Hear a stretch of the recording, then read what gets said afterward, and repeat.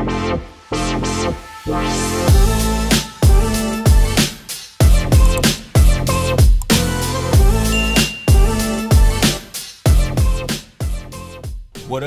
up, everybody? Welcome back to Chopping It Up. It's your boy, Tasman Holloway, and I got an interviewer in the room. Super. Man, he doesn't need no introduction, man. He's a legendary lender, legendary real estate agent, legendary leader. He's just somebody that I've extremely admire. Have been working with the last couple of weeks.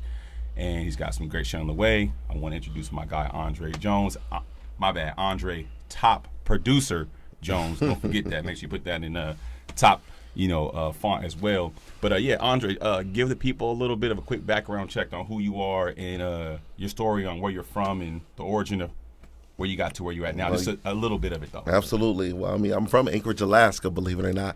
I know most people are like, well, black people live in Alaska? Yeah. The government, when they pay you money to send you there in the military, that's where you end up. So I was born up there, born and raised, and moved here in 2003. I've been in the industry as a whole since 2005. Okay. I was a lender from 05 to about 2016. Okay. And then moved over to the real estate side in 2019 full time.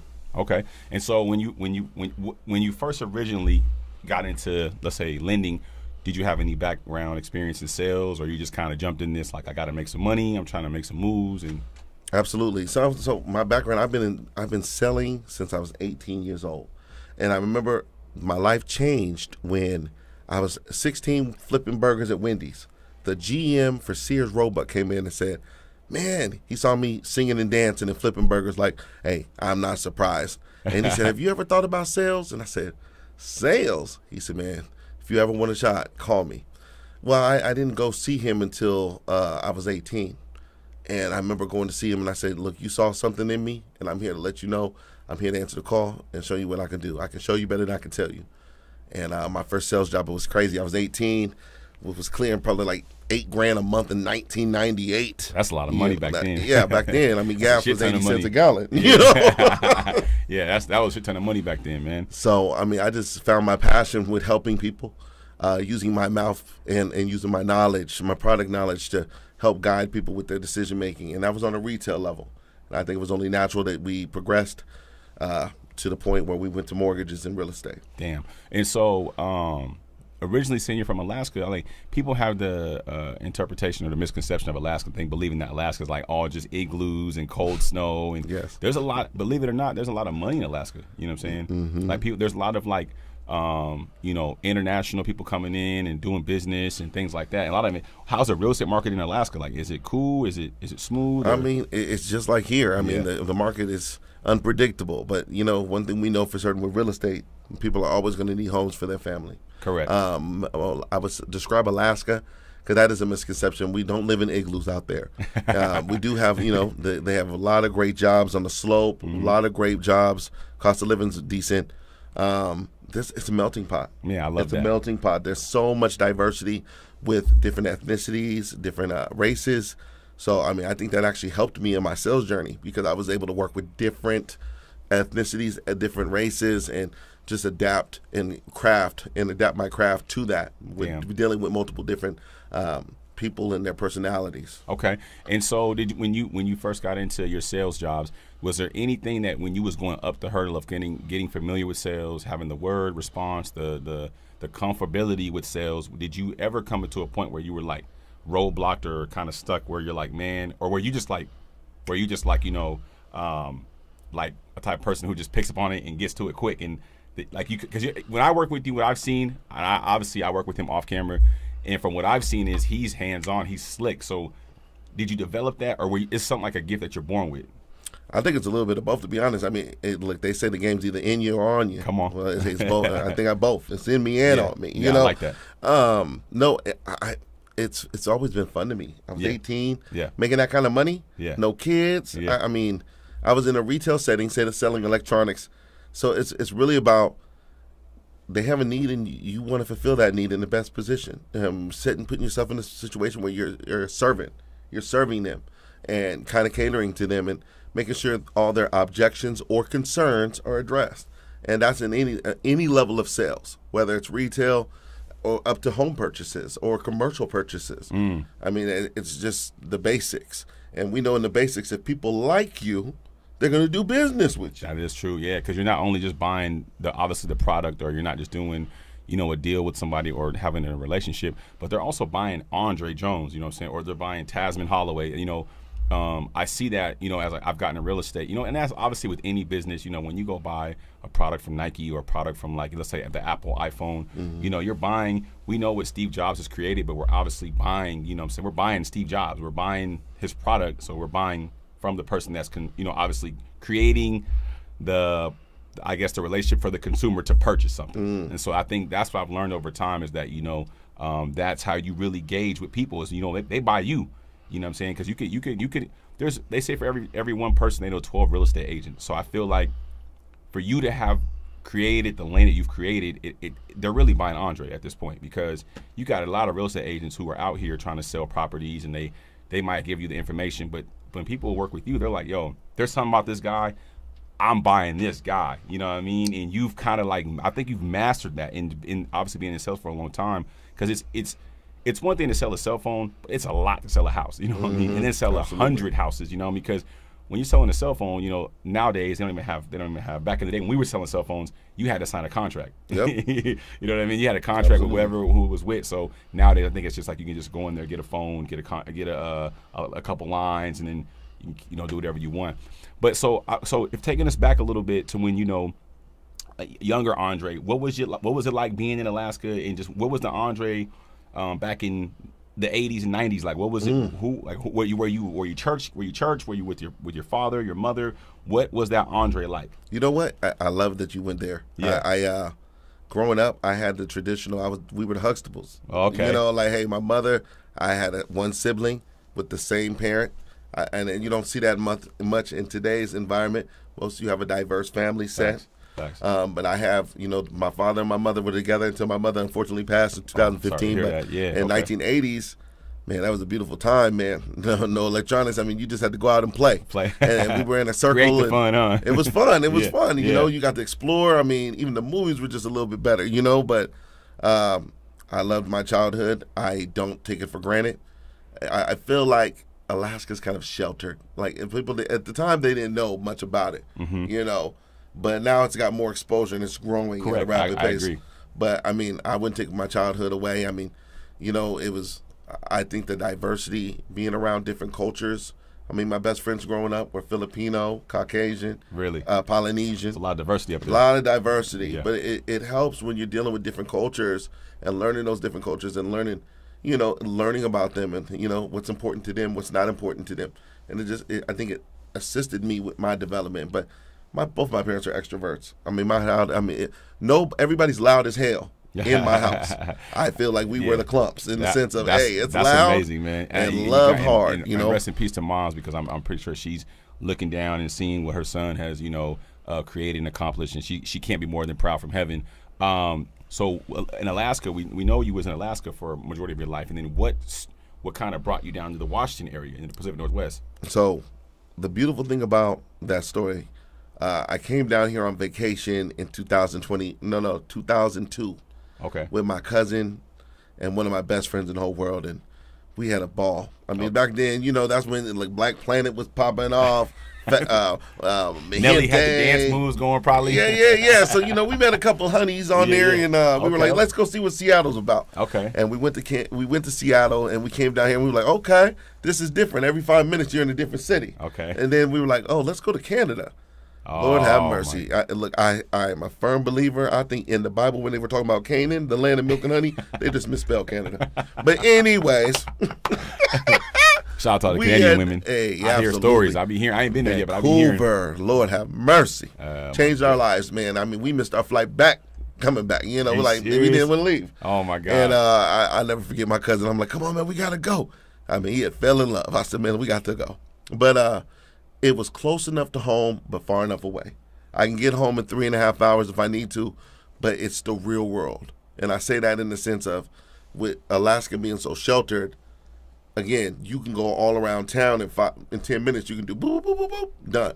In Alaska? In Alaska. Okay. It's like a big square. Like, it's just, and everybody knows everybody, at least at the time that I was growing up. Okay. With regards to here, it was like, wow, you got Renton, you got Tukwila, you got Kent, Tacoma, and everything has its own flavor. Everyone has their own person. Every city has its own personality. I could agree with that. Yeah, I could agree so with that intrigued us. It intrigued me. I was like, man, I have never been exposed to this. Yeah, I said, could agree with that. I want to dive in. And so I got home, and I think at the time I was selling cell phones, and I was making 10 grand a month. I was doing good. This is good money back in 2002. You were making how much a month? 8 to 10,000 a month. Oh my God! So you're like, how old are you at that time? 21. Okay, so you're 21, pulling in 10 grand. Man, you got grown men in 2023 making. I don't think they're making that kind of money right now. I'm telling you, sales is the highest paying industry without a college degree. Yes, I agree. I sold cell phones, so I know. I sold cell phones absolutely. for Singular. I believe I sold for.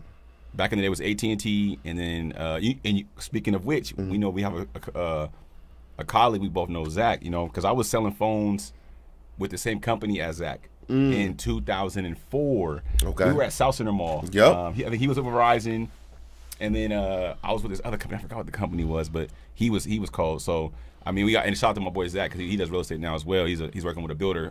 But it's just crazy because you clearly knew what you were doing, making 8 to 10 grand a month. That's not just some fly by money. That's a lot of money. Was a lot of money. You got to think gas back then is what, 50 cents a gallon, 75 cents a gallon, 79 cents a gallon. Yeah, that's low for, you know what I mean. So yeah, and think about it, a house back then maybe cost $100 grand, man, if that. Yeah, you know. So think about that. You're pulling 10. You're almost at that point. That's like you're clearing well over 120 grand. But a year. they don't educate us, like you know, in terms of when you're making that kind of money, you know. You're not educated. I wish I could go back and talk to my younger self and invest properly. You know, correct. You know, it's coming. But that's why we need people like you, and that's why this interview was so important to me. First of all, a little backstory on how this all even came about is I was getting ready to head to Miami. I was headed to Miami to go talk to somebody else with a different company, with EXP. I was at the time I was at Windermere, and happened to be walking out. I seen two people walking in. Andre's name came up. Now I know a couple colleagues that have mentioned Andre to me prior, and I'm a spiritual person. I believe in God, makes no mistakes. And as I was walking out, they were saying, "Hey, we're gonna link you up with Andre." Well, my dog ended up getting sick, and I ended up canceling my flight to Miami, and I stayed in town, and I had a meeting with Andre. After the meeting with Andre, I was sold. I'm a big firm believer of personality, energy, and just, you know, value. How is a person? How do they value? How are they in the room? People that are at his status would be very cocky, very misleading, very condescending. You know, like just they don't really care. I've been in this game. I've been on people. I've reached out to a lot of agents, and they kind of give you the high side. And it's okay. I get it. You know, when you're in this industry, it's really, really hard to do real estate. It's very competitive. I understand it. But he had a good personality and something that I liked into. I was like, well, this guy's cool. Like he's super fun. Like he's funny. Like he's just cool. And then when he gets to business, he meant business. So I happened to just link with Andre, and then I just kind of sat back for the last couple of weeks. Obviously, we're construing a team, and things are going on behind the scenes. I don't want to give too much out, but I just seen how magnified he was about his business, and then I seen how in depth he was about how he runs the business, and then how he handles it, because he has a lot going on. A person doesn't sell 100 houses and then it flies by. You know, I mean, I've been in this industry. People, I sold 20 houses this year. I sold 15, you know, whatever houses. And so when I seen that, it let me know he did this by himself. You know, and if you know anything about real estate, writing offers, you know, think about going to do the open houses, when you have listings, buyers, you got to deal with escrow, lenders. I mean, the list goes on. I mean, you got to deal with title. I mean, it's a lot. You got to deal with the other agent on the other side of the deal, and he's doing this by himself. So I want to kind of give people a little insight on that. When you first got into real estate, because it's my first year, and your first year in real estate was a lot different than my first year. Absolutely. So when you first got into real estate, when you first passed that test, I want to kind of understand because you were in lending, so you kind of had a lot of familiarity with real estate, but you weren't just kind of like blind to the idea or the fact of it. But when you got your license, you're like, okay, what was that game plan looking like back then? It was 2018, 2019? It was like 2013. 2013, okay. 2013. So, okay, you got your license. Then what was the game plan back then? 2015. 2015, okay. Well, here's the game plan. Look, as a lender, I was in 47 states, and California was one of those. And California, if you hold the real estate license, you can add a mortgage endorsement that allows you to do both. So I wanted to get that license so that I can hire or attract agents that also were lenders. So I did that. And that, honestly, look, I'm a nerd. I ain't gonna lie. Look, growing up, I was a nerd. High water pants, chess club champion. That's right. Chess club, honor man, society. tell them how it is, man. They gotta know, man. This is what built the guy you are today, man. Absolutely, You know my what I best mean? friend in the world. Still, he's the biggest nerd I know, but I love him to death. He's my it's not brother. gonna be listen, all young guys out there, man. Listen to this, man. Don't get it confused. Ain't nothing gangster about going up the road to Pierce County or to any of these little jails. And man, listen to this man. I'm telling you, I work with him every day, and I'm still starstruck. You know, I mean, I'm in real estate. I deal with it all day. I eat real estate. I sleep real estate. I'm telling you. This is not normal what he's accomplished and what he's done and where he's going. So you've got your license in 2015. You get in. You're like, okay, I'm about to get this popping. And that was in California. But see, California had to fly down. Yeah, it was in California. It was in California, so I had to fly down there. And look, normally I blew through every test. I passed them all. I flew down there. I took the test. It's like 3 hours because I didn't take the basic test. I took the broker test, like the managing broker's test. Okay. So the difference between the managing broker test and the real estate test is like another 150 questions. Oh my God. It's tough. So I went in there and I flunked. I ain't gonna lie. They don't tell you to the end too. So you get up, you thinking, they hand you an envelope, you walk out. I was like, damn, I've done wasted a plane ticket. Yeah. I gotta go back. Everyone's like, oh, Dre, you ass. I'm nah. But I rectified that. I went back a week later, passed it, flew out of control, flew passing colors. I think I started doing the Grizzy. You know what I'm saying? I did that before Ja did, you know? But I ended up giving a call to Washington State and was like, hey, I'm licensed in Cali. What's up? Can I get licensed here? And it's a reciprocal license. They communicate with one another. So they're like, you have the managing broker's test down there? Absolutely. You can just take the test here. You're good. Wow. I said, okay. So I took that test and voila. I was licensed as of 2015, but I didn't put it to work until 2019 because at the time I was married and my wife was a real estate agent. So I did the loan, she did the homes. Oh, okay, So that makes sense. there was no incentive for me to rush into doing the real estate. But I had the experience from seeing so many contracts. Damn, that makes a lot of sense. You was goated before you was goated. Well, I was very, very heavy producing lender. If you ask the people in the streets, you know, I had over 70 employees. We were in 47 states. Damn. Offices in Hawaii, Vegas, Cali. So we were heavy. So when I do something, I try to do it big. Yeah, I see like that. I don't play games with it. He don't play no games, Joe. I'm telling you, I work with him. I've worked with him almost every day for the last month. Bro, don't play no games. So your wife's doing the lending, and then you get it. Okay, so in 2019, you swap over to real estate, obviously full time. You're like, okay, I'm about to tack this bear by the neck, and I'm about to go get it. You know what I'm saying? Absolutely. So when you get into the game, this is prior to COVID. The market the homes have in 20. I feel like 2008, 9, they were like roughly 2010, 11, 12 were like 200 grand. Yeah, average, they were like about 189, 200. By 2019, them joints are 400, 500. They didn't gain some equity now. You come into the game with meat on the bone. And the rates were in the twos. They were the twos. You couldn't beat that. Yeah, it was like free money. Yeah, free money. Yep. So you're getting equity when you move in. I take it, right? Well, no, because at that time, I wouldn't even call it a seller's market heavy yet. Okay. But in 2019, it was still affordable. Everyone still could afford homes. You can get a nice home, $300,000, $350,000, easy. But they were starting to progress into the 4s and the 5s, depending on what county you purchased in. Okay. But I think I started full time in May of 2019. Ooh. By the end of the year, I think my GCI was like 275. I had sold 26 houses in like 6 months. 6 months, not even first year. 6 months, he sold 27 houses. And at that time, my money was funny and my change was strange. Yeah, so can you give them a little bit of that? So prior to this, you guys, I need people to understand this because I'm living in the testimony of this shit is hard. It can break you mentally. Every day you're like, fuck it, I want to give up. You know what I mean? So I heard this story off camera about what happened when you left because he sold cars, you guys. He did sell cars, and he had a situation happen on one of his properties where somebody had thrashed it. Yeah, and somebody had thrashed one of his properties, and you want to kind of give him a little bit of light on that. Oh, absolutely, man. Yeah. It's part of my story, and I'm never ashamed. People are like, you know, I tell my friends this story, and they're like, "Man, y'all need to hear this." I love your story because it's like it's such a testimony to the grace and goodness of God, because He will never leave you or forsake you. But at the end of the day, and my mother was a pastor. She was my parent. She was the one I talked to twice a day. I think, you know, I lost her in 2015, and I was actually bedside with her when she passed, and I couldn't help her, man. And it was just the worst feeling I ever remember. I can imagine, jeez. And it messed me up. It messed me up. It messed me up mentally.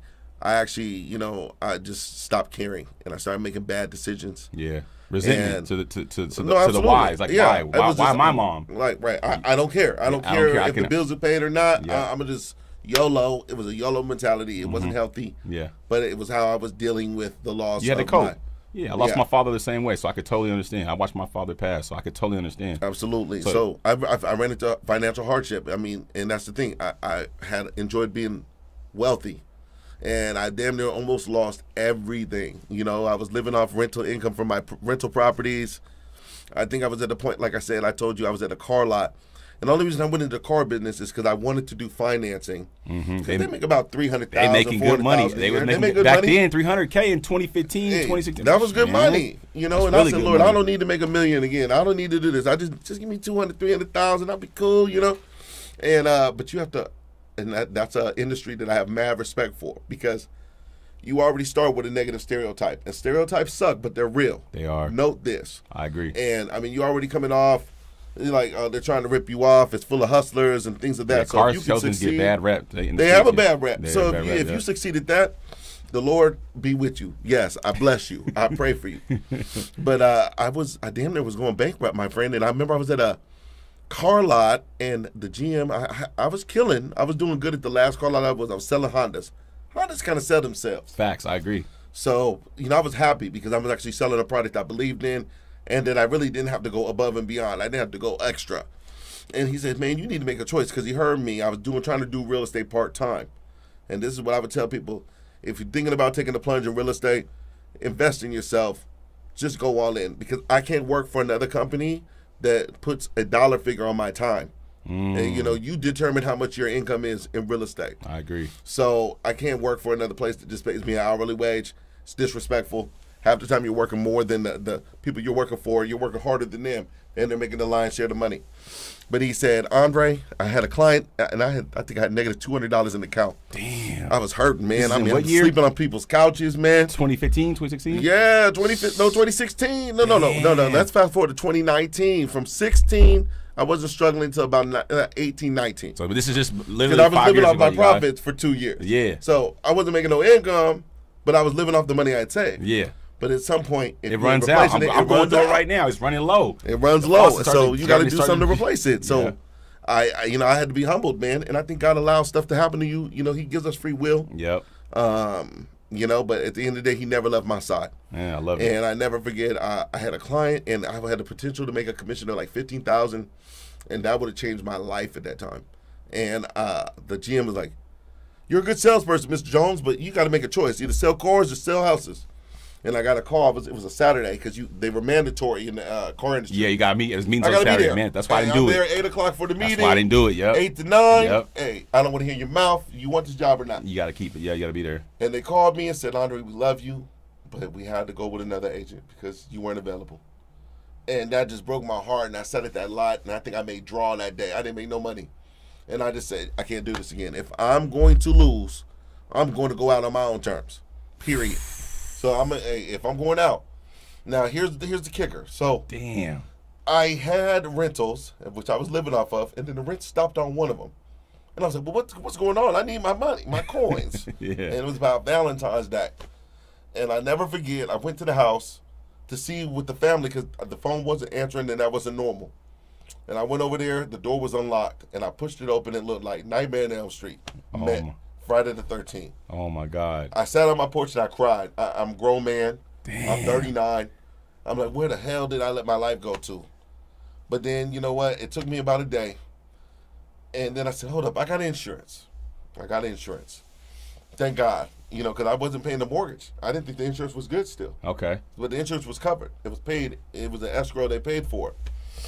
They ended up, long story short, cutting me a check for like $65,000. Look at God working. God Jesus. working, right? So you Wow. know, I knew, you know, being in the business, I knew people that could do the work for cheap. You know, they had the bids, they had their own. Hey, this is $65,000 worth of damage.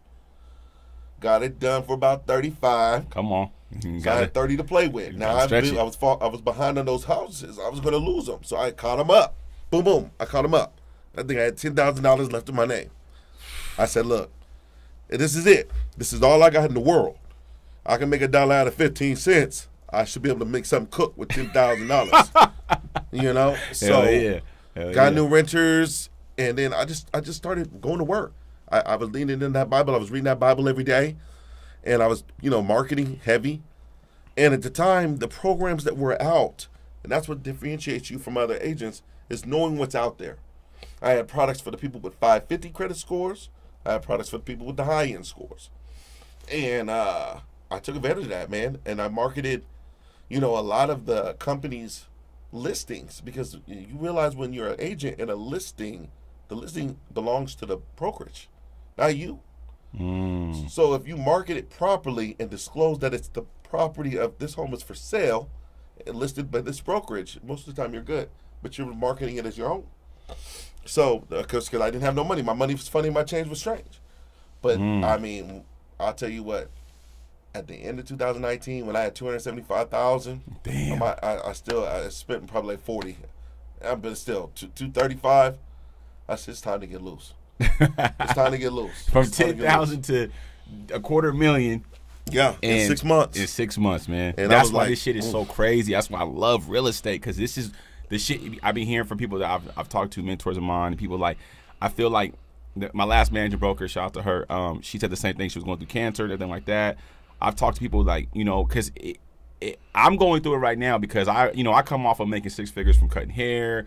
I have other hustles going on, and when you go into real estate, it's not like well, the market was different obviously when he first came in. The market's a little different now, but it's still opportunity on the table, and that's why I like that I got to really, I think God brought me to Andre to not only humble me but to also give me guidance, because prior to meeting Andre, I got a job offer at Porsche.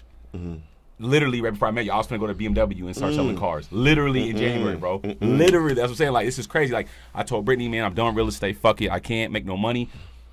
I haven't had a deal since September. This shit, I'm working hella hard. And something said, some voice came to me and was like, stop. You're tripping out. Relax. You're gonna give up after you do all this work. And I was like, all right, I'm gonna just chill. And that's how I ran into Grace. And then we're here. And then I noticed that, like, you know, I had to pull back on my finances. Like, okay, I'm not making as much money as I used to make, because now I'm devoting my time to this. But you have to choose one or the other. Like he said, you can't be flipping and flopping. And I'm learning that now. I'm having to cancel appointments, people. I'm having to tell friends I can't hang out. People want to go do. There's a reason why I cancel Miami. You know, there's a reason why you have to say, I have to focus on this. This is the bread and butter to my future, to my life. And if I want financial freedom, I got to sacrifice at least a year of my life. Straight to this, and then you can get what you can get. Like he said, I'm about to get jiggy with it. So he went from 10,000 to $250,000 in 6 months. So now what's the process looking like? You got money, because now it takes discipline to stay focused on the money. You got to remember that when you go from 10,000 to $250,000 in 6 months, a lot of y'all would have been at Gucci. Y'all would have been in Vegas popping bottles of Dre's. You know, so you had discipline, and this is why I love the fact he spoke earlier in this interview about his parents, you know, his mom, his dad. He knew that wasn't who he was. Obviously, he still has fun in his life, but he knew, like, if that wasn't Andre going out there being crazy, and he got a taste of that last couple, that, you know what I mean? Because it gets down to the top ramens in the I gotta, you know. It does. Well, it got to the point where I didn't even want my kids around me because I didn't want them to see me like that. Right now. And it really damaged my relationship with my kids. And that, I mean, my son hated me for a minute, and it you didn't really lock in, huh? I didn't lock in because I was avoiding them. I'm like, look, if I can't take care of me, how am I gonna take care of y'all? If y'all see y'all hungry, what we gonna do? Man. Yeah, I ain't gonna lie. So I mean, it wasn't me chasing females or nothing. It was like, hey, I'm not in a position where y'all are accustomed to seeing daddy. I'm paying child support right now. I'm telling my kid, they're like, Dad, come here. I'm like, look, it's kind of tight right now. You know what I mean? So you go from the 10,000 to the $250,000. That's the end of 2019. Boom, 2020 drops. Hey, I never forget too. I told shout out to Siobhan Maddox at Skyline. That's my girl. It's just my sister, man. I love her. I told her, we had a company Christmas party. I said, I want to be number 1, because I was number 6 in the company, or not the company at the time. I was in the office number 6. Okay. I said, look, I'm trying to be number 1. I got the juice right now. I don't care who's in my way. I'm trying to be that top spot. Come on. And she said, I believe in you. Like, you got that fire. And she said, very rarely people come in and do what they say they were going to do. And that year, I just took off, man. And I had formed a partnership with 3 lenders, and we went crazy. And I think I sold 76 homes. Made $775,000. I mean, I know these numbers because I mean they burned in me. I might as well get them tattooed. That was my first full-time year in the business. 76 transactions, 775, and I was number 1 in the company. Damn. And then I was like, man, I can't go back. Look, I know That's what it 2020 takes. though, right? That was 2020. That's 2020. Shit. That was when I took over the number 1 spot in the And company. I remember the world shut down that year, you guys. We got to give credit where it's due. From fucking March to like, what was it, June? Yeah, we couldn't even show. We couldn't even show. I remember that because I was looking into real estate. I was kind of talking to a female that was in real estate, and they weren't even letting agents show the properties or nothing from like, I think it was like, I want to say March till like June-ish. Like March, April, but then when they came back, when they let us, it was in June. It was roughly one around at May a or June. time, though. Yep. Like, you literally have families of 10, and you're like, only one person in the house with me at a time. It was they made us jump. It was unorthodox. But, you know, it created such a frenzy because with that fear of COVID, nobody wanted to sell. Well, because inventory was low. No one wanted to sell because they didn't know if they could buy. So it created such an auction-like bidding market on every property. You had 10 houses and 1,000 people looking at these 10 houses. Damn, that's crazy. So it got ultra competitive, and there's some real ones out here, man. I mean, we got the good, the bad, and the ugly. So it takes a real one to win when you're literally on average competing against 15 offers at a time. And he sold 76 that year, y'all. Yeah. And if you know anything about real estate, what he's saying is when you do paperwork, there's something called a 22 AD, and then you got to make sure the contingencies is like not in the way, and then what's the other form that I'm thinking of? You got contingencies, 22 35 AD, 35 for the escalation. That's the AD is the over ask. Yeah, additional how much down. over the offer can you insure with your own money? Yep. And don't put an inspection contingency. I was gonna say that's the 35. I mean, they wanted you taking homes as is. It's Yep, like, yep. hey, you want to marry my daughter? You're like, hey, what she look like? Yeah. Hey, she's bad. We But have there's inspection 10 other at people time, that too. want her. Yeah. You know, and then you so, had cash offers coming through too. Yeah, you did. You had so cash offers coming through. It was very competitive. And but you guys were trying to say, that's what I'm saying. This is not normal. Like, he did 76 houses in the middle of the.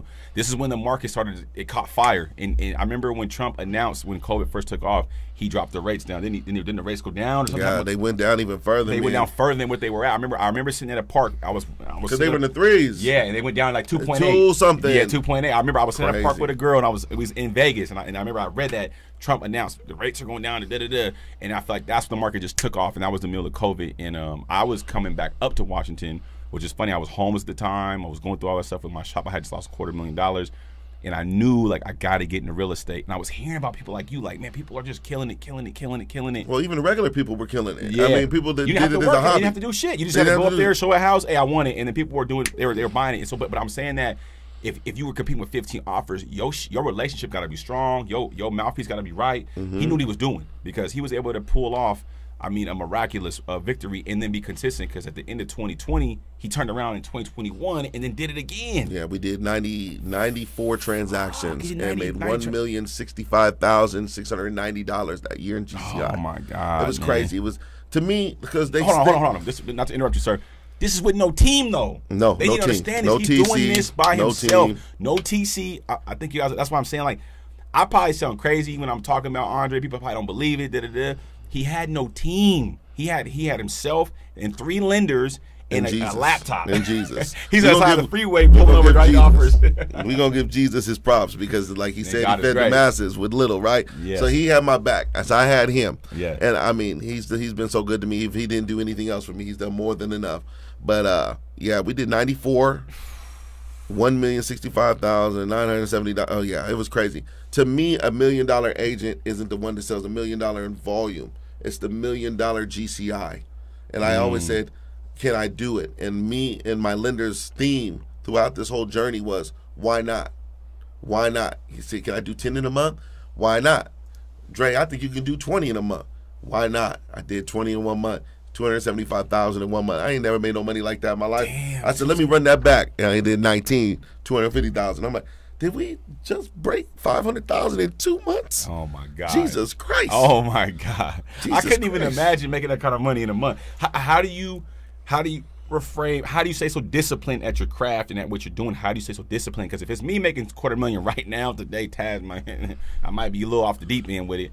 But no, I'm just joking. I mean, I probably would really have to sit my ass down somewhere because I'm like, I don't want to go back to thinking. Real estate is fucking hard, and it's mentally, it is so brutally it's mentally brutal on your mind because you don't know when you're going to get paid. Right. You have to almost be a psychopath to believe that you're going to get up every fucking day, do the same thing, call clients, go to open houses, and you're not making no fucking money, and you don't know when you're going to make money, and you still believe in that shit. So that's why I said his testimony is beyond remarkable. He needs to be on CNN if you ask me. I mean, my podcast, shout out to my podcast, I'm a shine light where I can shine light. God has given me that platform to do that. I'm a shine light. But when you see, especially now, let's take it a little bit back a little bit. We're in Washington State. This is not Atlanta. This is not Houston. This is not New York. This is not Miami. We are in Washington State where there is 4% African Americans, and we are predominantly at a 29% Caucasian market of people. Now, I'm not saying color matters, but he said it earlier in the interview. People can kind of look at you and kind of have, oh, he's, what he's doing, X, Y, Z, and it's not easy because people kind of have judging mentalities. He did something that is very, very, I don't want to give him make up excuses or give him, anything of that, but he was able to do that and not use his skin color or use anything that would have blocked him from doing what he did. He's got out there, he knew his shit. He knew to go on these houses. He knew how to write these offers. He studied the game and was able to use what other agents weren't doing, and that was having knowledge. The knowledge that he had was not, it wasn't bought, it was learned, and he kept it and he used it. And that is so important because we're only taught as African Americans, you gotta play basketball. You gotta go out here, you gotta fucking play football. You gotta go be a rapper. You gotta go be a pimp. You gotta go out here and be a thug. And my man, he's a millionaire, and I'm gonna keep it 100. I've been hanging around him. He's not flashy at all, you guys. He's not running around here with Rolexes on. He's not doing all the loud barking shit. He's actually really humble. I mean, I'm way more flashy than him. I would take a page from his book. He's a lot relaxed and reserved. And I mean, have you always been like that? Yeah, I mean, for the most part. Well, I think, yeah. I mean, there was a period of time I probably was acting up. Yeah, because I'm saying you making $250,000. You ain't out here. I mean, you ain't. Nah, because you know what? Making money ain't new to me. Damn. It's not new to me. It's true to me. Come on. I've been doing this for a while. So, even when I was 26 and had 500,000 in the bank at 26, I mean, it's because I was selling. I sell. I'm in sales. So I think what humbled me though is to make that kind of money, have millions before, lose it all. Damn. And then come back and rebuild. Damn. And you look at money a little different because you know how quickly you can lose it too. Facts. I agree. So I think it's and when I first got into business, I remember Robert Montgomery. He was the one that introduced me to the business as a whole. And he was a crazy motherfucker, but I love him. He took me out to El Gaucho's and we sat down with a group of white men. And they were all, the beautiful thing about being around rich people, you never have to worry about the bill. That's fact. Somebody got the bill, But he told me, I want you to act like you've been here before because you're going to be here a long time. Okay. So it was almost foretold to me. Like, it spoke on me like, you get used to this lifestyle because you're going to be around this. Damn. So I think losing it all and having to grind my way to the back. And that's why, even when you touched on sacrificing, there's sacrifices there. There was times people want to see you. They want to spend time with you, and you're locked in. You're locked in. You got to make your money. You're locked in. If it's hot, if the water's flowing, you got to keep filling as many buckets as you can while it's hot. That's real. So I was locked in, and I knew my dream could come true. Of, man, let me get out of this hole I'm in. I dug myself out of. One of my closest friends, he's like my brother, said, I didn't think you were going to get out of it. You probably were 200,000, 100,000 in debt. You owed money. You're losing your houses. And then you caught everything up. You got millions in the bank. You're just chilling. Like, you did that. Damn. And I'm like, no, that was God that did that. Damn. So he wasn't done with me.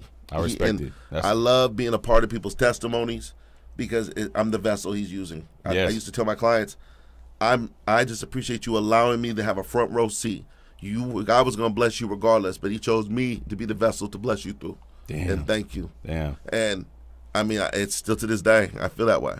That's amazing because it just speaks volumes of your character, and you're able to get up and because you obviously you got the point is the money isn't everything, you guys. No. we all think, oh, I want $1 million, I want $1 million, I want all this money. But you know, I can understand. You know, you get to a point where you're just like, you're here to add value to the world, add value to people. Yes. Now he has a team. You know, he's working on. I can't give too much of the details right now until we got some back end paperwork clearing through the back end. But he's now going into a role where I think God's about to really take him to the upper level. You know what I mean? The real next level. And I think that, you know, he believed in something. I think he was kind of on his own journey. I think God kind of shifted him, and I think it wasn't by an accident. I think God's using him, like he says, a vessel to he poured into him.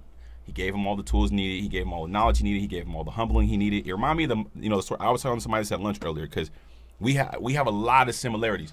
I'm a little more flashy. I'm a Libra. I'm flashy and whatever, but I have a lot of similarities as Andre. I make shit look good. I can make 10,000 like 100,000. I can make 100. We know how to stretch this shit. Like, I could stretch it far. You might like, hey, bro, listen, I know how to do this. And that come from our parents. My mom, she wouldn't have shit. We would make that 15th to the 30th. We would make it stretch. It would be spaghetti for the whole week, not for the 2 days. It'd be for the whole week. But you weren't hungry. You eat meatloaf for the whole week. You know what I'm saying? So it's about stretching and making it last. And it's just good that God used him, because it's like the story of Job. I told somebody this at lunch. You know, we both touched rock bottom. I went from having Porsches, 5 barbershops. The guys that I had in the barbershops, I thought they were my guys. They ended up snaking me out and going to open the barbershop. I'm upper level. They called it next level. These guys I taught how to cut hair, gave them my everything, and I hit rock bottom. And it reminded me of Job. This reminded me of Job as well. When the devil tests you, he's trying to break you. You know, he's trying to break you down. Like, haha, you don't got nothing left. You know, and God is. I think that's when you hit rock bottom. You got to really look at God and get into that word and understand, like, okay, God, you can't have brought me this far. There's no way you brought me this far to fail me and then make me give up. And then when you're gonna reach out to something so deep inside of you, and you're gonna go out there and go get it. And I think that's very, very, very, very remarkable, because I've been there. I've been sleeping in my car at Walmart, you know. And honestly, you know, I used to think it was embarrassing, but you know, even when I'm at my lowest point, people probably know you was at your lowest point because we show that shit so good. You like, I can't tell he's doing bad.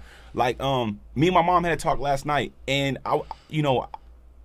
prior, when I got back on my feet from the loss I had in 2020, losing all my money in my shops and everything like that, Trump gave us the last stimulus check. I lost some money in the shop, $250,000. Trump gave us a stimulus check for $1,200. Took the $1,200. I met Brittany. I came down here, got it rocking, started shaking and baking.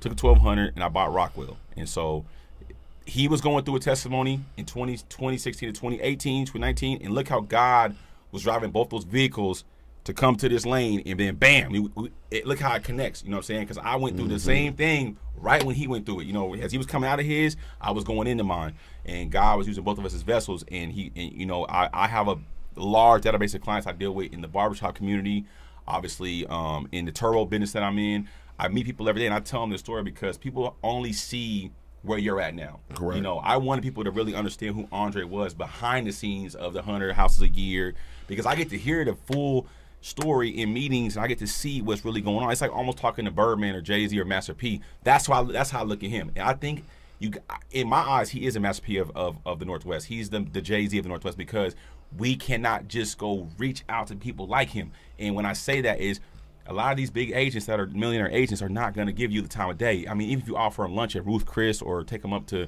Daniel's Broiler, they're not going to give you the time of day. He's coming back to the community, into the village, and he's pouring life into us and giving us a shot at this shit. You know, he's giving us a chance to say, hey, I'm not going to give you the leads and give you the money or give you what you need, but I'm going to give you the opportunity to learn this shit, and then let's see how you can build you a foundation of clients and a legacy of business. And that is more important, because if a man's willing to teach you how to fish and take time from his business that he got going, you got to commend him for that, because he don't owe nobody nothing. He already built his business. He knew what he was doing. He was kind of on the freeway on his own, in the lane by himself, like just kind of cruising. And he said, "Nah, I got a bigger calling. God gave me this opportunity to really get reset. Now it's time for me to reset how I'm gonna reset and make him move how I move." And it takes a lot. You're still going, bro, and you're still getting up every day. He's funny. He's getting it. He's got some great shit going on. And you know, I had to really bring this interview to the light. And I want to share testimony as well. Like, I think it's just, if you agents are out there, you're coming up in the game, you know, take a page from his book, man. Do not give up. I'm going through it right now. I've been having talks with my mom. This is the most humbling. This is the part about this journey is that's harder than 2020 was. In 2020, I had got a little bit of, I want to say leeway because we were in a shutdown. Now I'm going through a reset of money being tight because now I'm having to be in meetings. I'm having to be out. I gotta go show these houses. I gotta buy the suit. I gotta move around, and I still got business that gotta be handled. And it's the most humbling time.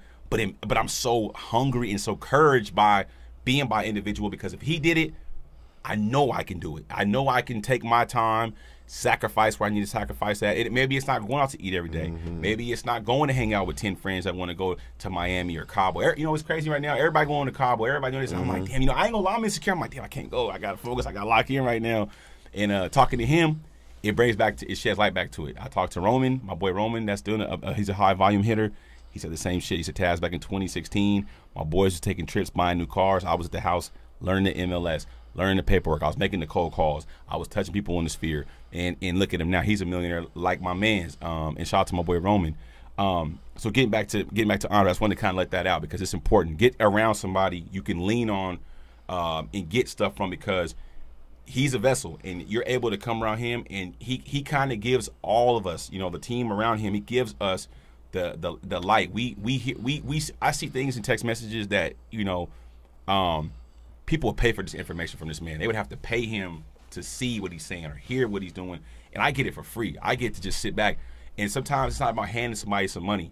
Sometimes it's about giving them the scripts and the knowledge and the tools to go apply them, and then you can become the Andre Jones, the top producer, and that was important to me. And I think God made no mistake. I'm supposed to be here. I literally was going to walk away from real estate less than 60 days ago, and I was done with the shit. So now that I've met him and I've kind of got to really, it's put a spark back in me. I can see it online, on my presence online. I've been motivated. I'm like, yo, I want to show houses. I want to, I want to do all this stuff. And we went to a listing appointment yesterday. Am I able to speak on this? Absolutely, okay. Absolutely. So I want to speak on this, and I'll get back to Andre. So I've been grinding. I've been grinding hard. I've been on the phone. I've been making my moves, and I came across a deal, a property that was a FSBO. Learning this language from him. It's called a FSBO, for sale by owner. And we went out to the property. Andre, he's there. He's there before me. I'm in traffic. I'm in my Tesla trying to get around people. I'm like, I gotta get this property. And get to the property. Andre's already there. I'm sweating bullets in the inside, but I'm not letting him know I'm sweating. I'm like, okay, I got paperwork. I got my listing package. Okay, I'm ready to go. The homeowner pulls up. Andre hops out, black suit. Like, let's do this, man. Let's get it. We go in the house, and I got to see him in action, and it's almost like walking with, like, if you got to hang out with Kobe Bryant or like Michael Jordan or like, because he's a Michael Jordan of real estate right now. Like, I'm like, damn, this dude, he's just in the house. Bam, naming this. Bam, naming that. Bam. He's just in the guy that is a homeowner. He's kind of looking at Andre like that's that. That is this and that. That's the lot size. Andre's breaking down everything about the house, and I was like, he's an expert at this shit. He gets it. He understands it. And he blew me away. You know what I mean? He blew me away with the way it just comes natural to him. And I was like, this dude was made for sales. I don't give a shit, especially real estate. I mean, like, I don't want to consider it sales. I call it a transaction because I don't want to give it the sales fucking. It's not a sale. It's a transaction. Taste. That's a bad taste. No, he conducts transactions, not sales. And when I see him talking, and then obviously I kind of developed a relationship with the family, and Andre, he just kind of pulled off, and it was amazing to see. This is how this man has created a funnel of business because he knew his shit. And he didn't break a sweat. It's almost like if you was at practice with Michael Jordan and you try to guard him and he just, man, watch out, hit you with the fadeaway, spin away all net. You like, damn, he probably perfected that fadeaway prior to me coming to practice 1,000 times, and he's mastered that. So I got to go home last night and I was inspired. I told my mom, I was like, man, this dude, he's just filthy, mom. Like he just did this with no hesitation, and you get around people in this industry that we're in any industry, when it's a lot of commission, people are fake. They'll stroke your ego. They'll lie to you. They'll stab you in the back. They'll shark you. They'll do all type of funny stuff. I haven't felt that vibe with him, And I'm from the streets, bro. I've been on both sides of the table. I've been in corporate America, and I've been on the other side of the game. You know what I mean? And I feel like he's not like that. He don't come off to me as like a person who's, shady or like he's in it for himself or he's going to just snake you. I think he got a lot of passion and he got a godlike spirit. Like, he's not where he's at by, by fault. You know, you don't sell almost 300 houses in 3 years, you know, and you did bad business. There'd be some bad reviews and don't buy from this guy and does, and you don't hear that. It's silence. It's like literally crickets, you know what I'm saying? And he's on his way to something bigger than real estate, I believe. I believe Andre will be coaching seminars. I believe that God's going to use his testimony, and he's going to keep selling houses and obviously be a big, huge agent, but I think God will string him down the road of lines, and he has to give this to the world. He needs to share this, because especially with the urban community, the minorities, he didn't have that coming up. I didn't have that coming up. I was told, go dribble a basketball. You know, hey, go over there with the Crips. You know, man, go over there and watch what them guys doing. And it was poverty, and it was Section 8, and it was all that. So when we see this now, that's why chopping it up is such a powerful thing for me. And my people go, well, why do you post so much on social media? Because it was to give light that you don't have to go do that stuff, man. It's called a trap for a reason. They call it, I'm at the trap. Yeah, it's a trap because you trapped. You can't get out of it. And if they catch you, it's like a mousetrap. You're going down the line, and it's bye-bye. And you have a guy right here who's the same color as us, that look like us, and he's making millions of dollars doing legal transactions with no looking over the shoulder, and he's building up a legacy of life. So what do you plan on in the next, what do you see yourself in the next 10 years? What you've made the millions. You've done, I mean, what more on the bucket list would Andre want to accomplish to solidify his legacy in this life? Well, you know what? I'm just being obedient, man. I felt led to do this. I'll get to that, but I'm going to lead into it. You know, like, you know, one thing I like to do with my team is provide coaching, not only for myself, but other voices, because I feel like we can always grow. One of the things you hear, or Marvelous Marvin Hagler used to say, it's hard getting out of bed when you're wearing silk pajamas. Like, what more do I need to do? You know? But I don't want that mentality. Like, every morning I get up like, I need to find a way to make $1. Let me find a way to make an impact. Damn. In our community, it sucks because we don't typically help one another. Nope. Hey, man, where'd you get those shoes? Nah, I can't help you, bro. Yeah. And I wanted to change that mindset. Like, I wanted to say, look, you know, at some point, I'm Michael Jordan, as you say. You are, bro. I don't care what you say. He's humble, y'all. He's Michael Jordan of this shit. He wasn't winning championships until he got a Pippen, a Stockton, a Rodman. So it's like, that is true. Because he didn't win his first championship until what, 88, or was it 90s? It was the 90s. It was 1990, actually. 90-91 is when they won their first championship. But he was a beast from the 83, 84 all the way through there. But you could do more with more hands. That is true. And my biggest thing is surrounding myself with individuals that have that energy, that hunger that I had, and pouring life into them. One thing I want to give a shout out to Morjan Mohammed. It's my brother. I love him. When I was at my lowest point, rock bottom, because he had seen the highs and the lows. And he said, Andre, you need to remind these motherfuckers who you are. And it struck a chord with me. It lit a fire in me because he said, you're the best salesperson I've ever been around. I've seen you sell people in your sleep. Literally, Andre, you went through a setback, but wait till they hear about that comeback. I mean, it made me tear up thinking of it because he did that for me. Damn. So it was just like, oh my God. This is real tears, you guys. This is right, real talk. Absolutely. So it was just like, yo, this dude believes in you so much. He said, remind these motherfuckers, like, you're going to make some sacrifices. He said, you didn't do it in one day. It took you years to build. So here we are, year 3, and it's just like, look at God. Yeah. But God also won't bring increase in turmoil. So he had to put me through it. He had to break me down to rebuild me. But I feel like now, in 10 years, I'd love to be the one speaking in seminars. I would love to have expanded this operation. It's coming. Where there's thousands of agents, and you have your own team, or so you know you have people under you. You're running your own business. Everyone that started with me is multimillionaires, and I'm just like, I'm doing speaking engagements. Yes, it's coming. And if I want to work, I work. If I don't, I'm chilling. It's coming, and I think that's important too, because like I said, I'm not knocking the Mike Ferries and the Altman brothers and all these people that that get all the recognition. You know what I'm saying? They don't look like us. I'm not here to divide and throw any shade at anybody, but I'm sorry, man. We got to give credit where it's due. It is a new time in America, man. We are seeing African Americans take the wheel, and this is powerful. I mean, like you could try to dim the light and shun it and oh well whatever and nah, bro. This is an impactful statement, and it brings a lot of courage to me. Like I said, I'm going through You know, I just crashed my brand new C8 Corvette about a month and a half ago. Hit a wall doing 60. Totaled the car. The guy who hit me didn't have no insurance. The guy who sold me the car, you were in the car business. He fucked me.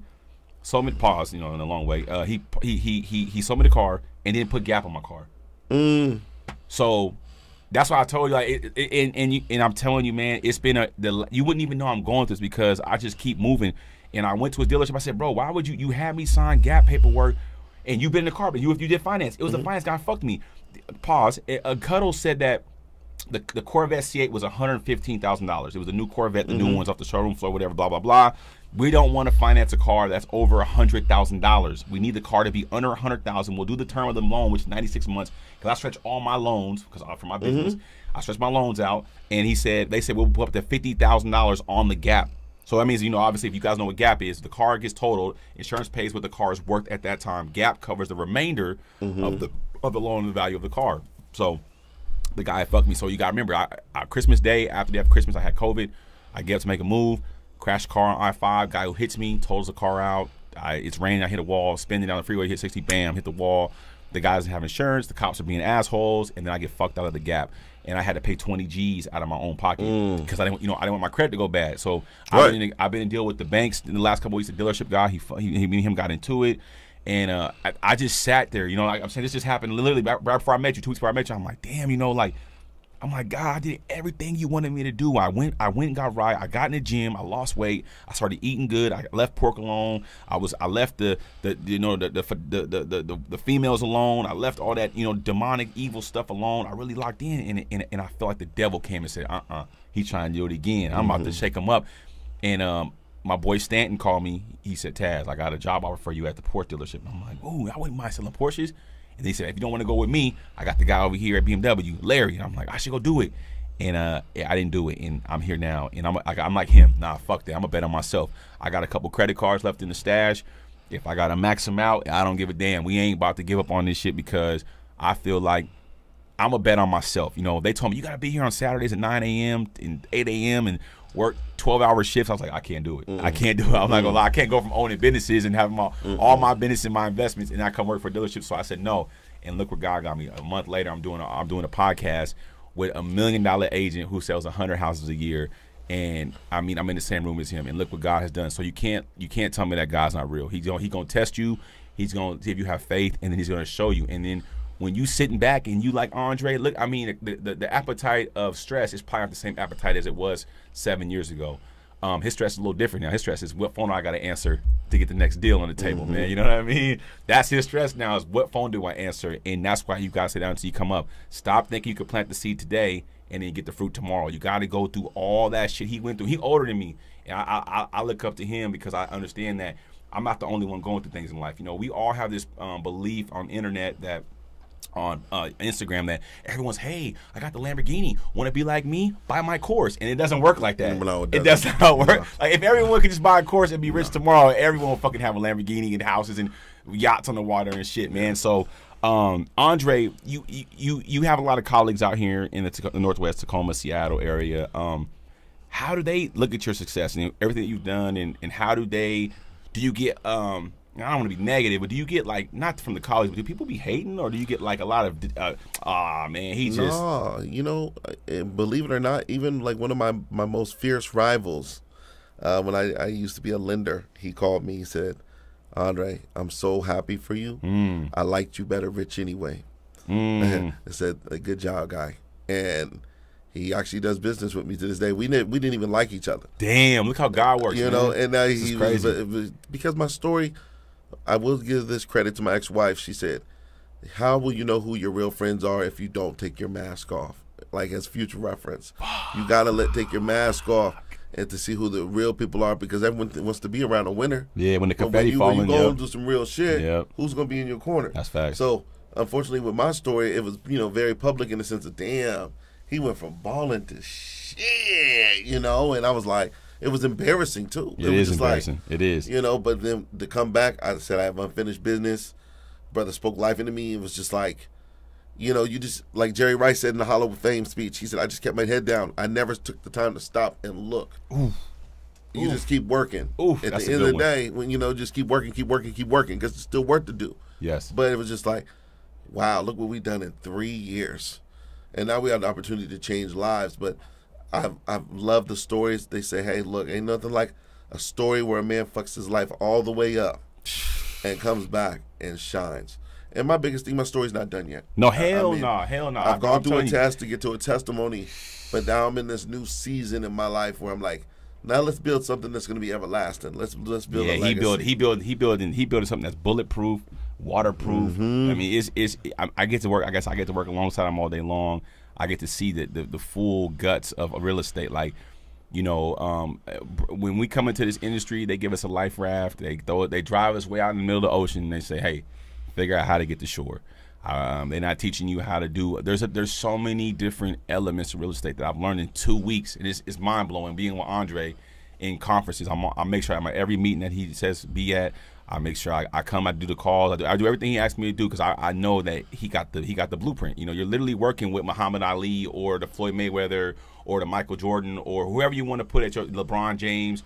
This is it because. Like I said, I mean, not to even be like hating it, but like, is there any other minority agent doing what you're doing out here? No, in fact, I had a call. That's what I'm trying to say. I had a call the other day from a new agent, and he did his research. He said, I looked at the top 20 agents in the state. It was the only man of color was you, and you were top 5. You were in the top 5. Come on, man. And I'm like, I don't have a team. At the time, man. I didn't have no team, and it just warmed to my heart, like, Lord, look what you did for me. Man, like, you guys been inspiring people. How many of color, agents are probably in Washington State right now? Let's just keep it 100. Over 22,000. 22,000 agents, and you got a black man that's at the top 5. You know what I'm saying? In the state. Come Absolutely. on, man.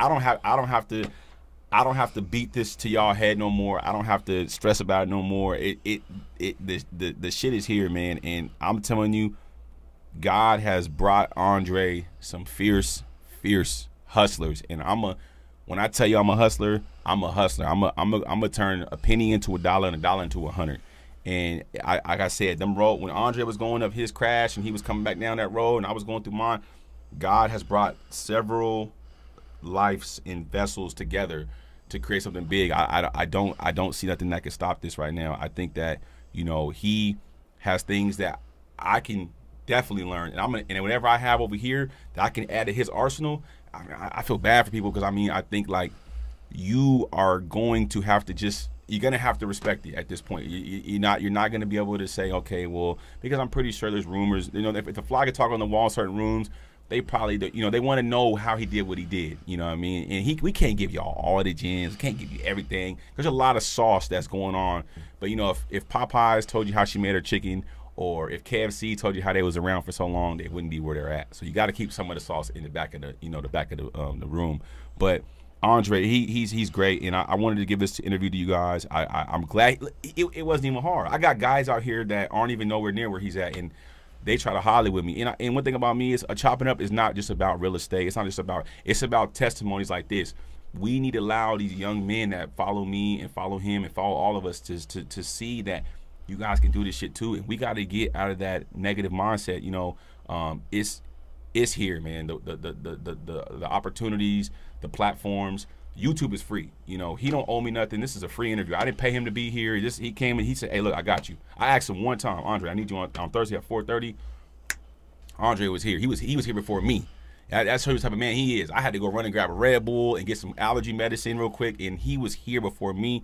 It just shows who he is, man. He's like, you ready? I'm like, let's get it, man. He was ready to rock and roll. So that's the type of man he is. He has it. He doesn't have the, you know, it's funny too, like, and I want to wrap this interview up is, I've been around him. You know how you see people like when you think like, man, he sold 100 houses. He probably dropping papers there. Dude, the man is as smooth as silk. I'm trying to tell you, like, but he ain't dropping papers in the meeting. He's just on the phone. He answering it's so smooth. I swear to God, like I'm a very good judge of character.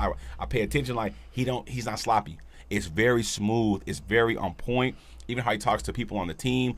But when he means business, I do see him like he mean business. You know what I'm saying? But I see like he's just real smooth, and that's something I can learn from him. Like, you know, he listens. You know, when he was talking to List Appointment yesterday, he was listening, then he would respond. You know, he would listen, and then he would respond. So it's like there's a lot of things that you could take from this man's book and learn. And if you are a real estate agent out here, minority, or whatever you are, black, yellow, green, orange, pink. Andre Jones, reach out to him, man. He's a good guy. He has a lot of game. Man, reach out to him. I think he's more than willing to give you a little bit of a little bit of advice and give you a little bit of push. I mean, he can't literally help you sell a house. I mean, I don't know if he's gonna do that, but I believe he will give you the tools and he will give you the ways, and that he got to where he's at. I think God's gonna take him to the next level. So, what do you want to tell people? Where can they find Andre Jones? Where can we? What's next for Andre Jones? Is something big coming out? Is there some kind of secrets that we got to talk about? You know, when I do things, I like to do them big. Okay, you can find me on Facebook, Andre Jones, real estate, Andre Jones, managing broker on Instagram. You know, I just stay tuned. I said, look, I'm in the kitchen cooking. The food ain't done yet, but when it comes, you'll see, and the presentation is going to be there. But at the end of the day, I'm blessed. I'm humbled. I'm here for anyone that needs, hey, you know what? You want to pick my brain? I'm accessible. That's one thing about me. I'm accessible. I've been where you're at. I'm still on this journey walking. I'm in the trenches too, but I'm not too good. Hey, God looks at you no different than he does me. We're the same. So if I can be a blessing to you, hey, feel free to reach out. So. Man. And I love it, man. And it's so much to do. It's Chopping It Up episode, I believe, 9. Andre Jones, amazing guy.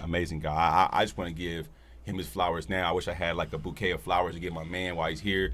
And that's not fake. That's real. He needs his flowers, and he needs to be praised for what he's done, because it ain't done every day. I'm trying to told y'all it ain't done every day. With that being said, man, y'all follow my boy Andre Jones. We got a lot of big stuff on the way. I can't let too much out, but just stay tuned. I think there's gonna be some great big announcements coming in the month of March. It's going to be some cool stuff going on, and all you can do is sit back and watch and just stay tuned for what he got going, because the man's cooking like curry in the kitchen, you know what I mean? Cooking it, whipping it up, you know what I mean? But it's Chopping It Up, episode 9. It's your boy Tasman Holloway, top producer Andre Jones. Man, we're going to sign out on this one, man, but you guys follow him, follow me. Make sure you guys hit the subscribe button, like this video, get it in the algorithm. We need everybody to just go get your license, sell some houses, buy some real estate. Reach out to Andre Jones, reach out to his team. I can't give you too much other than that. We signing out. I'll see y'all on the next episode. Chopping It Up. It's your boy. It's your boy. It's your boy. It's your boy. I'll see y'all later, man. Peace.